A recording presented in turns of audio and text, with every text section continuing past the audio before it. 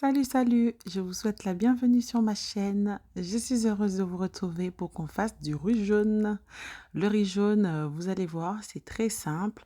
Voilà, surtout, ça dépend aussi du choix de votre riz. Pour ma part, ça va être du riz parfumé que j'ai préalablement lavé et mis à égoutter au moins 20 minutes. Après, j'ai mis un petit peu d'huile à chauffer dans une casserole. J'ai fait venir d'abord les oignons et ensuite j'ai rajouté mon riz lavé et égoutté. C'est très important de laver votre riz et d'égoutter. Vous enlevez les excédents d'amidon, ce qui va permettre une meilleure cuisson.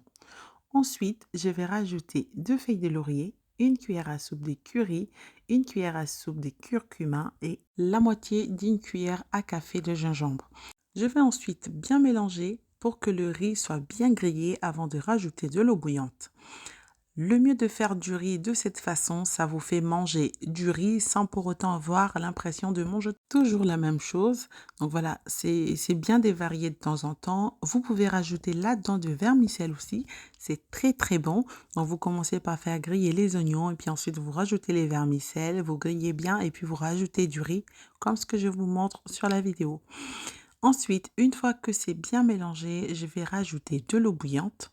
Donc j'avais 3 verres de riz. Pour 3 verres de riz, j'ai mis 5 verres d'eau. Je rajoute de l'eau et j'ai couvert, j'ai laissé cuire pendant 10 minutes à feu moyen. Je vais remuer ensuite avant de couvrir avec du papier cuisson. Le papier cuisson aide votre riz à cuire d'une façon homogène. Donc je couvre bien avec le papier cuisson et je vais remettre le couvercle. Et ensuite, je vais baisser le feu à feu doux. Je vais laisser cuire tranquillement encore pendant 10 à 15 minutes jusqu'à ce qu'il y ait plus d'eau et que ça puisse gratiner un petit peu dans le fond de la casserole. J'aime bien les gratiner.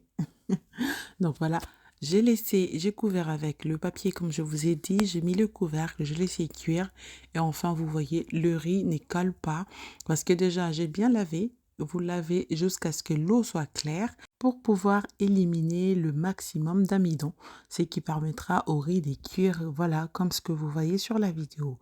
C'était très très bon. Au fait, j'ai oublié de vous dire, j'ai oublié de rajouter du sel. Moi, je mange du riz sans sel généralement, mais vous pouvez rajouter du sel. Cela ne pose vraiment pas problème.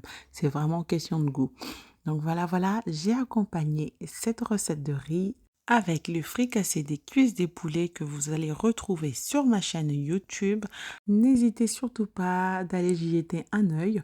Donc voilà, je vais essayer de vous mettre en commentaire ou en barre des descriptions le lien pour les poulets. Voilà, chers amis, merci à vous d'avoir regardé cette recette jusqu'ici.